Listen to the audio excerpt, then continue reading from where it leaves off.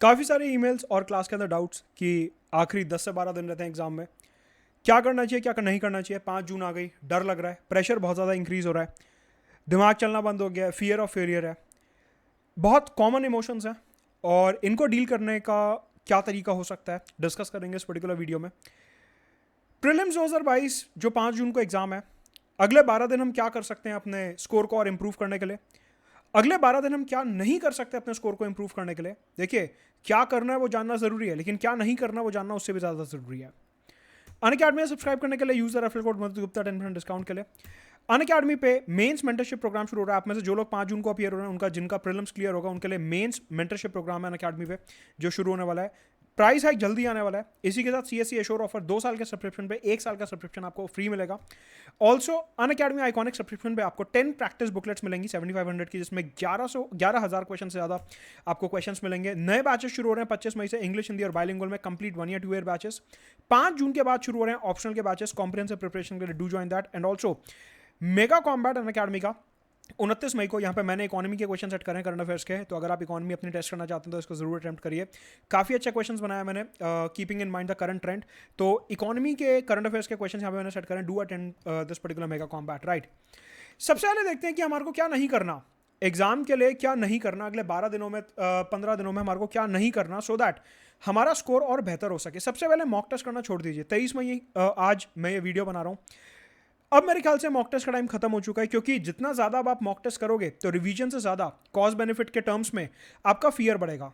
आपने 5 टेस्ट दिए, अब सपोज करो स्कोर आपका 1 में अच्छा आ गया, 4 में अच्छा नहीं आया। पहली बात तो मुझे समझ नहीं आता कि मॉक टेस्ट का स्कोर यूपीएससी का बेंचमार्क है कैसे। मतलब मॉक टेस्ट का जो पर्पस होता है वो होता है कि हमारे कॉन्सेप्ट रिवाइज हो। मॉक टेस्ट जो है वो यूपीएससी एग्जाम का रेप्लिका नहीं है, क्योंकि मॉक टेस्ट के पीछे बहुत सारे एजेंडाज भी होते हैं। You need to keep this in mind कि मॉक टेस्ट जो है वो यूपीएससी का आइडेंटिकल फोटोकॉपी नहीं है। यूपीएससी का जो एग्जाम बनता है वो सारे एस्पिरेंट को ध्यान में रखते हुए बनता है। इजी, मीडियम और डिफिकल्ट तीनों प्रकार के क्वेश्चंस आपको यूपीएससी में दिखेंगे, लेकिन मॉक टेस्ट का जो बेंड होता है वो थोड़ा सा मुश्किल सवाल की तरफ ज्यादा होता है। तो मॉक टेस्ट के स्कोर के बेसिस पे अपने आप को डाउट करना, सेल्फ डाउट करना, अपना कॉन्फिडेंस गिरा लेना मेरे हिसाब से समझदारी नहीं है। क्योंकि मैं इतने टाइम से मॉक टेस्ट की प्रक्रिया देखता आ रहा हूं कि किस प्रकार से मॉक टेस्ट सेट किए जाते हैं, किस प्रकार से पूरा का पूरा मॉक टेस्ट आइडियोलॉजी चलता है। तो मेरे हिसाब से मॉक टेस्ट के बेसिस पे अपने आप को डाउट करना ये काफ़ी गलत एक आइडियोलॉजी रहेगी आपकी। यहाँ पे आपको ये नहीं करना चाहिए। मेरे 50 नंबर आ रहे हैं, मैं क्या करूँ, मेरा मॉक टेस्ट में ये वाला अच्छा नहीं हुआ, वो वाला अच्छा हुआ, इस इंस्टीट्यूट के मॉक टेस्ट में मेरे ये स्कोर आ रहा है, उस इंस्टीट्यूट के मॉक टेस्ट में मेरा ये स्कोर आ रहा है। देखिए, मॉक टेस्ट का पर्पस होता है कॉन्सेप्ट का रिवीजन। जरूरी नहीं है कि मॉक टेस्ट का क्वेश्चन जो है वो यूपीएससी के लेवल का ही हो। कहने का मतलब है अननेसेसरली हार्ड क्वेश्चन जो बनाए जाते हैं मॉक टेस्ट में वो कभी भी यूपीएससी नहीं पूछता। यूपीएससी ऐसे सवाल पूछेगा भी तो हार्डली 1 या 2 सवाल पूछेगा 100 में से। मॉक टेस्ट में क्या होता है, 15-20 सवाल ऐसे होते हैं जो आप छू भी नहीं पाते, और फिर आपका कॉन्फिडेंस डाउन हो जाता है कि यार मैंने तो पूरे साल पढ़ाई करी है, मेरे से वो सवाल ही नहीं निकल रहा। इस इंस्टीट्यूट में ये 20 सवाल नहीं निकले, उस इंस्टीट्यूट में दूसरे 20 सवाल नहीं निकले, मेरे को तो कुछ आता नहीं, अब मैं तैयारी छोड़ रहा हूँ, अगले साल के लिए बहुत अच्छे से तैयारी करूंगा, अभी मेरे को 1 साल और चाहिए। देखिए, अगर आप इस तरीके के कैंडिडेट हैं तो आप ये समझ लीजिए कि आप बिल्कुल गलत कर रहे हैं। मॉक टेस्ट के स्कोर के बेसिस पे इमोशनल होकर आपको कोई भी डिसीजन नहीं लेना है कि मैं तो बहुत ज़्यादा डिप्रेस हो गया, मेरी तैयारी नहीं है, मैं बहुत वीक कैंडिडेट हूँ, तैयारी मैंने करी थी, मेरे से कुछ हो नहीं रहा। नहीं, आपने तैयारी की है नहीं किया वो आपको ऑलरेडी पता होगा, लेकिन मॉक टेस्ट के बेसिस पे अपना डिसीजन लेना बिल्कुल गलत है। दूसरा सबसे बड़ा जो यहाँ पे हिस्टेरिया होता है टेलीग्राम चैनल का होता है। यहाँ पे कुछ एलिमेंट्स ऐसे होते हैं जो बड़े बड़े डिस्कशन ग्रुप्स होते हैं, वहाँ पे क्या होगा, अरे भाई तूने ये टॉपिक छोड़ दिया, इस बार तो मैंने सुना है कि पेपर इसी से बनने वाला है। फिर वो क्या करेंगे, कुरेद कुरेद के टॉपिक लिस्ट निकालेंगे। फ्रेंड्स ये कर लो, हेलो फ्रेंड्स क्या किसी ने ये टॉपिक करा है, हेलो फ्रेंड्स क्या किसी ने ये वाली किताब पढ़ी है, हेलो फ्रेंड्स क्या किसी के पास उन सर के नोट्स हैं, मेरे को लास्ट मोमेंट रिवीजन के लिए चाहिए, मैंने सुना था उनके पेपर, उनके नोट से ही सारा का सारा पेपर आता है। हेलो फ्रेंड्स पिछले साल के टॉपर ने, उसके भैया ने ये बताया कि टॉपर ने तो ये वाले नोट्स पढ़े थे लेकिन मैंने वो नहीं पढ़े, क्या किसी के पास उसका पीडीएफ है।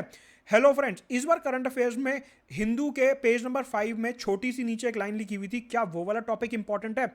इन सब डिस्कशन डिबेट्स का कोई एंड नहीं है। अपने स्टैंडर्ड सोर्सेज पे भरोसा रखिए, अपनी तैयारी पे भरोसा रखिए, जितना आप कर सकते थे आपने ऑलरेडी कर लिया है। आप खुद अंदर से जानते हो कि आपने अपने साथ ईमानदारी करी है या नहीं करी है। उसके अलावा टेलीग्राम चैनल मॉक टेस्ट में क्या हो रहा है वो आपके काम का नहीं है, आपके मतलब का नहीं है। आपको अपने अंदर से पता होना चाहिए कि आपने ईमानदारी से तैयारी करी या नहीं करी, क्योंकि आप किसी से भी झूठ बोल सकते हो लेकिन अपने आप से झूठ नहीं बोल सकते। तो मॉक टेस्ट और टेलीग्राम डिस्कशंस में इस टाइम पढ़ने का ये सही समय नहीं है। इसके अलावा कोई भी नया टॉपिक अब मत पढ़िए, जितना आपने पढ़ना था आपने ऑलरेडी पढ़ लिया, पूरा साल 2 साल आपने तैयारी करी है। No need to go into new topics ना, क्योंकि वैसे भी पूरा पेपर एक ही टॉपिक से नहीं आने वाला। देखो यहाँ पे सारी बात होती है कॉस्ट बेनिफिट की। ये कोई स्कूल का एग्जाम तो है नहीं कि पूरी की पूरी चैप्टर कर लिया, अब मेरी एक भी लाइन छूटी नहीं है, अब मैं संतुष्ट हूँ कि मेरा 100% सिलेबस हो गया, 4 बार एनसीईआरटी मैंने रिवाइज कर लिया है, मेरे स्कूल के बोर्ड के एग्जाम की तैयारी हो गई है। यूपीएससी का एग्जाम है, यहाँ पे एक किताब एक सिलेबस काम नहीं करता, anything under the sun can be asked. तो मैं कह रहा हूँ आप अपने मन में आज सोच भी लो ना कि आपने पूरी दुनिया के सारे सोर्सेस पढ़ भी लिए, तो भी यूपीएससी एक ऐसा सोर्स निकाल लाएगा जो आपने शायद कभी सुना भी ना हो। तो यूपीएससी को यहाँ पे चैलेंज करने की जरूरत नहीं है कि वो वाला टॉपिक मेरे से छूट गया तो अब मेरा सिलेक्शन नहीं होगा। क्या पता यूपीएससी उस टॉपिक के बारे में सोचे भी ना, क्या पता अगले 5 साल उस टॉपिक से कोई सवाल ही ना है। तो यहाँ पे डराने वाले बहुत मिलेंगे, आपको अपनी बुद्धि लगानी है खुद की। ये टेलीग्राम चैनल डिस्कशन इधर उधर ये सब डिस्कशंस में चाय की टपरी पे ये नुक्कड़बाजी में मत पढ़ना बिल्कुल भी। जितना पढ़ लिया उतना काफी है। स्टैंडर्ड सोर्सेस एनसीईआरटी अखबार ठीक से पढ़ा है, उसके अलावा कुछ करने की जरूरत नहीं है। हेलो फ्रेंड्स, पिछले 5 साल पहले एक ऑप्शनल की किताब है हिस्ट्री की, वहां से 2 सवाल निकले थे हिस्ट्री के, तो क्या इस बार वो पढ़नी है? मैंने तो पढ़ी नहीं, पिछले 2 साल पहले 2 सवाल निकले थे, अब क्या करूं? 2 सवाल ही तो निकले थे, बाकी 98 सवाल तो आप ही के हैं। कट ऑफ तो वैसे भी 95 से 100 के बीच में जा रहा है, मतलब आपको इफेक्टिवली 50 क्वेश्चन ही तो सही करने हैं, फिर भी आपके पास 40 क्वेश्चन का मार्जिन बचता है। कहने का मतलब ये है 100 के 100 क्वेश्चन आपने नहीं करने हैं, पहली बात ये अपने दिमाग में बिठा लो। तो अगर आपको लग रहा है अभी कि आपके पास एक लिस्ट है कि मेरे ये टॉपिक छूट गए, तो छूटने दो। ज्यादा से ज्यादा क्या होगा, 1 क्वेश्चन आ रहेगा, 2 क्वेश्चन आ रहेगा, 50 क्वेश्चन तो उस टॉपिक से नहीं आने वाले ना। प्रैक्टिकली सोचो थोड़ा। तो अगर आपका कोई टॉपिक छूट भी गया उसे छोड़ दो, पुराना टॉपिक जितनी बार रिवाइज करोगे। देखो यहां पे आपका माइंडसेट कैसा होना चाहिए, माइंडसेट ज्यादा से ज्यादा क्वेश्चन सही करना तो होना ही चाहिए, लेकिन साथ में माइंडसेट ये भी होना चाहिए कि कम से कम क्वेश्चन गलत भी होना चाहिए। यहां पे 2 तरीके का माइंडसेट काम करता है और दोनों माइंडसेट एक साथ होने चाहिए, ज्यादा से ज्यादा सही और कम से कम गलत। वहां पे एग्जाम में तुक्केबाजी तो वैसे भी नहीं करनी है आपको।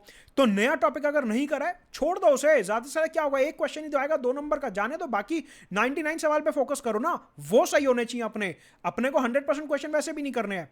तो नया टॉपिक हो सकता है आप में से बहुत से लोग एक्सेल शीट या फिर अपने लिस्ट बना रहे होंगे कि 30 मई को ये करूंगा, 31 मई को ये करूंगा, 1 जून को ये, 2 जून को ये, 3 जून को ये। ऐसा कोई स्टंट मत करना। जो पढ़ चुके ऑलरेडी अपने नोट्स बार बार रिवाइज करते रहो, वो मोर देन सफिशिएंट है। इसके अलावा सर डर लग रहा है, किस बात का डर लग रहा है? किस बात का डर लग रहा है, मुझे समझ नहीं आ रहा किस बात का डर लग रहा है। आप 2 तरीके के लोग हैं, एक जो ऑलरेडी कहीं जॉब कर रहे हैं, एक जो फुल टाइम एस्पिरेंट्स हैं। अगर आप फुल टाइम एस्पिरेंट हो, देखो मैं यहाँ पे बहुत सीधी बात करूंगा, प्रैक्टिकल बात करूंगा, मैं चिकनी चुपड़ी बात कर नहीं सकता कि नहीं नहीं तुम तो शेर हो, तुम्हारा तो एग्जाम पक्का क्लियर होगा। 12 लाख लोग बैठ रहे हैं, सिलेक्शन होगा लिमिटेड लोगों का, तो आप में से मेजॉरिटी का सिलेक्शन नहीं होने वाला। बहुत स्पष्ट बात है, जितनी जल्दी इस बात को एक्सेप्ट कर लोगे उतना ही सही रहेगा। कहने का मतलब है डर खत्म करने का सबसे बेहतरीन तरीका यही होता है कि अपने आप को ये सोच लो कि ठीक है जो आउटकम होगा we are ready for both the outcomes. ये जो सक्सेस का मोह होता है ना, ये हमारे को सबसे ज्यादा डरपोक बनाता है कि नहीं नहीं मेरे को ये चाहिए चाहिए। जिस दिन वो सक्सेस का मोह खत्म हो गया ना, फेलियर को जिस दिन एक्सेप्ट करने लगोगे, अपने आप ये सारे डर खत्म हो जाएंगे। कोई इसमें रॉकेट साइंस नहीं है समझने की। कहने का मतलब है 12 लाख लोग अगर बैठ रहे हैं और सिलेक्शन 10-20 हज़ार का ही होना है, तो 9,80,000 का सिलेक्शन नहीं हो रहा है, ये बात डे 1 पे जान लो। 11,80,000 का 9,80,000 का सिलेक्शन नहीं हो रहा है। कहने का मतलब है 99% लोगों का सिलेक्शन यहाँ पे नहीं हो रहा है। मतलब कि फियरफुल तब होते हैं जब आपको मोह आ जाता है सक्सेस का, उसमें जाने की जरूरत नहीं है। कहने का मतलब है दोनों पॉसिबिलिटी लेके चलो। क्या एग्जाम देके आएंगे, अगर हुआ तो बहुत अच्छी बात है, मेंस की तैयारी शुरू कर देंगे। अगर नहीं हुआ तो या तो करियर बैकअप शुरू कर देंगे या अगले साल की तैयारी शुरू कर देंगे। हर चीज का सोल्यूशन निकालो, इमोशंस में आगे डरने की जरूरत नहीं है। प्रैक्टिकली सोल्यूशन निकालोगे, अपने आप जिंदगी में आगे बढ़ोगे। तो ये सर डर लग रहा है, सर 15 दिन रह गए, दिमाग चलना बंद हो गया, सर रातों को नींद नहीं आ रही है, खाना नहीं खाया जा रहा, इन सब से हालत और बिगड़ेगी, कुछ सही नहीं होने वाला। सोल्यूशन यहाँ पे प्रैक्टिकली निकालो। क्या डर लग रहा है ना, क्या होगा ज्यादा से ज्यादा, नहीं होगा सिलेक्शन, मतलब कि नहीं होगा तो आप क्या और भी तो चांसेस हैं, ठीक है अगली बार दे लेंगे, करियर बैकअप में चले जाएंगे। ये थोड़ी ना है कि सिलेक्शन नहीं हुआ तो जिंदगी वहीं खत्म हो जाएगी। सुनने में हो सकता है कड़वी लगे, कमेंट में बेटिंग हो जाएगी, क्लिक बेटिंग हो जाएगी कि ये सर तो डिमोटिवेटिंग है, ये तो कुछ भी बोलते हैं। मेरे को उससे फर्क नहीं पड़ता, क्योंकि प्रैक्टिकल बात यही है कि मेजॉरिटी का यहाँ पे सिलेक्शन नहीं होने वाला है। So you have to be prepared for both the outcomes. Positive mindset के साथ जाओ, बेसिक्स पे टिके रहो। क्या ज्यादा से ज्यादा सही करने हैं, कम से कम गलत करने हैं। जो क्वेश्चन नहीं आता उसे वहां पे छोड़ देंगे, तुक्केबाजी नहीं करनी है। बेसिक्स पे टिके रहोगे तो अपने जो आपका एक स्ट्रैटेजी है उससे हिलना नहीं है। क्या कि काम माइंड से रिवीजन करना अगले 10-12 दिन, और एग्जाम हॉल में अटेम्प्ट सिर्फ वो क्वेश्चंस करने जो आते हैं, जो नहीं आते उनमें तुक्केबाजी नहीं करनी है। एक ये डिबेट चल रही है आजकल टेलीग्राम पे, मैं देखता हूँ हेलो फ्रेंड्स, कितने सवाल अटेम्प्ट करने हैं समझ नहीं आ रहा। पिछले साल के टॉपर ने 85 करे थे, मैं सोच रहा हूँ 92 करके आऊँ। आपको क्या पता पेपर कैसे आने वाला है? मतलब ये कौन सा गणित है जो मेरे को नहीं पता? आपको कैसे पता कि आपको इस बार 92 सवाल या 85 सवाल अटेम्प्ट करने हैं, 80 सवाल अटेम्प्ट करने हैं? आपको कैसे पता है बात? हो सकता है पेपर बहुत मुश्किल है और कट ऑफ जो है वो कम चली जाए, हो सकता है पेपर बहुत आसान है और कट ऑफ बहुत हाई चली जाए। आपको तो दोनों पॉसिबिलिटी दिमाग में लेके चलनी है ना। ये तो है नहीं कि हमारे को सब कुछ पहले से पता है उस हिसाब से हम जा रहे हैं। ये भैया क्रिकेट का मैच है, पिच जो है ना मैच वाले दिन ही पता चलेगी कैसी है, कि पिच में बाउंस है या नहीं है, स्विंग है या नहीं है, वो उसी दिन पता चलेगा। तो उसी दिन डिसाइड होगी प्लेइंग 11। कहने का मतलब है पेपर देख के ही समझ आएगा कि कितने सवाल अटेम्प्ट करने चाहिए। अगर पेपर मुश्किल है तो वो सभी के लिए मुश्किल है, अकेले आपके लिए मुश्किल नहीं है। और अगर वो आसान है तो सभी के लिए आसान है, अकेले आपके लिए आसान नहीं है। कहीं वहां पे तुर्रम खान समझो कि नहीं मैंने तो 60 क्वेश्चन कर दिए, सर ने बोला था वीडियो में कि 60 क्वेश्चन ही करके आना। नहीं, मैं ऐसा कुछ क्लेम नहीं कर रहा हूं। कहने का मतलब है वहां जाओ, अपनी बुद्धि लगाओ, देखो पेपर कैसा है, उस हिसाब से अटेम्प्ट करो। अगर मुश्किल है तो कम अटेम्प्ट करो, नेगेटिव मार्किंग प्रिवेंट करो। अगर आसान है तो ज्यादा अटेम्प्ट करो, क्योंकि कट ऑफ हाई जाने वाला है फिर। तो अभी इस स्पेकुलेशन में मत पड़ो। हेलो फ्रेंड्स, मेरे को कितने अटेम्प्ट करने, कोई पॉइंट नहीं है उसमें। इसके अलावा दूसरे एस्पिरेंट्स के साथ कंपैरिजन, टेलीग्राम चैनल और टेक्नोलॉजी का सबसे बड़ा नुकसान यही होता है। हेलो तेरी कितनी तैयारी हो गई? मैंने तो यार बिपिन चंद्रा 8 बार कर ली, लक्ष्मीकांत 20 बार कर ली, न्यूज़पेपर तो अगले साल तक का मैंने पूरा पढ़ लिया है, तो मैं तो एकदम शोर शॉट हूं, मेरी AR1 इस बार आ रही है। ऐसे बहुत लोग मिलेंगे। अपने आप पे फोकस करो, सबकी जर्नी अलग होती है, कंपेयर करने की जरूरत नहीं है। अगर आप दूसरे से कम पे भी बैठे हो भी, कि आपकी दूसरे से तैयारी कम है, हो सकता है उसने जो ज्यादा पढ़ा उसमें से सवाल ही ना आए। कहने का मतलब यह है कि अपनी तैयारी पे भरोसा रखना जरूरी है, दूसरे की तैयारी पे इनसिक्योर होने की जरूरत नहीं है।